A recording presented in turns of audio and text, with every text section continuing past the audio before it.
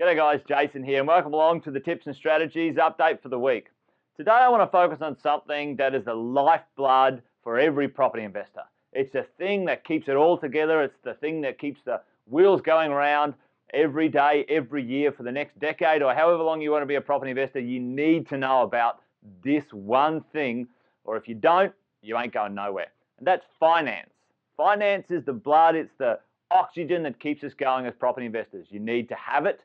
You need to know about the right one. You need to know how to do it properly, and you need to be able to use finance to move forward.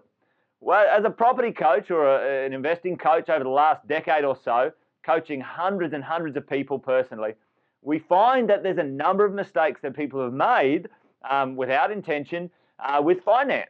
And we've found that there's 7 mistakes that people make regularly that shouldn't be made, and that can help their property investing go forward faster if you get them under control and take care of them. I'm going to share them with you now. First thing that most people do with finances before they even get a mortgage is get a credit card. A lot of people have credit cards, and the bank sends you these automatic increase notices all the time. They are the end of what's called your serviceability in the finance world. They send you, oh, have another $10,000. Thank you, sir. Well done. And you put another $10,000 and another 10, another 10. And before you know it, I've met people who've got $50,000, $60,000, $70,000 worth of credit card debt, and they started out with 5.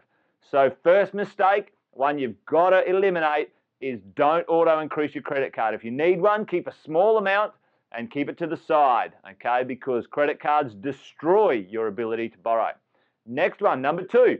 Using only one lender, okay? You go, oh, okay, we'll go down to the ABC bank, and they give me a professional rate, and they take care of my car, and they give me a credit card, and they give me a home loan, and they give me a property investment loan.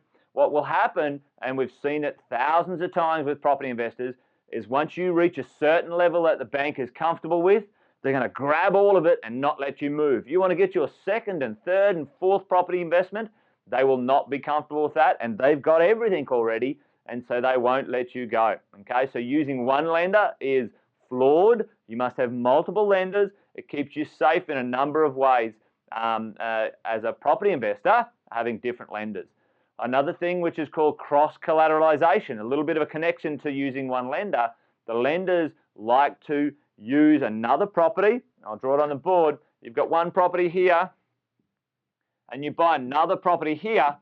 Now, instead of taking the dollars out and putting it in there, what they like to do is say, don't worry about taking the dollars, we'll just connect both of those properties together so we have security over both of them. Again, another mistake. Don't let lenders do that, because that limits your loan-to-value ratio or your ability to borrow more money and stops you going forward, okay? And so you don't want that to happen, okay? Number 4, which is called the all monies clause. All monies. Now that sounds like a big net, and that's exactly what it is. Banking institutions will have a clause in their contracts which will say, if you get in trouble and you've got money in any of our bank accounts or any of our credit cards or mortgages, we can take any spare money away from you without notice, and we can put it where we like. Okay, and we've seen hundreds of our clients be affected this way. We had one gentleman, a bank took $1 million of his cash in his account that he just sold a business, took $1 million of his profit and applied it to mortgages. Now, he was 65 years old. Is he going to get another 30-year mortgage on his property? No, it's not going to happen. They did that without asking him while he was on holiday, and quite able to do that under the all monies clause. Don't have that happen to you.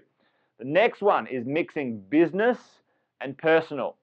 Don't mix business and personal financing. You have your finance for your business in one bank, and never, ever, ever, ever have your personal with your business. Don't have a redraw facility for your business on your home. Take the money out and lend it to the business, okay? So there's very, very specific ways to keep yourself safe. Don't make these finance mistakes, because businesses fail more than people do. And if that business fails, you don't want it coming down here and taking everything else. Business and personal separate in finance institutions. Understanding principal and interest only. P&I, and interest only. Interest only. Which one is better? All right, most investment experts to do with finance understand that the more cash flow you have in your pocket, the better off you are going to be going forward. Now, it doesn't mean you don't pay loans down, which connects to my next one. In our experience, interest only is the best way to go. Doesn't mean you don't pay off your properties as you move forward, which links us to the next and final one, where I find most investors, most people who have a mortgage make the biggest finance mistake out there and not using an offset account. What does that mean? Just quickly, it means that you have an account attached to your mortgage, let's say it's $300,000, and all money that you have which is spare, including the extra money from your interest-only payment, goes into that account and offsets that, so you pay less interest, okay, less interest. Now, to understand more of that in a detailed explanation, find out a lot more about your own specific personal opportunity or circumstance, you've got an opportunity to come along to one of our property investment nights. We have them all over the country, and they talk about this stuff in very good detail. It takes about hour and 20, hour and 30 minutes to go through this, and so you really get the hang of the information that I glossed over today. 7 mistakes you need to eliminate and get rid of them to move forward as a property investor. Get along to one of our property investment nights. Hope to see you soon. And until then, take care. Bye for now.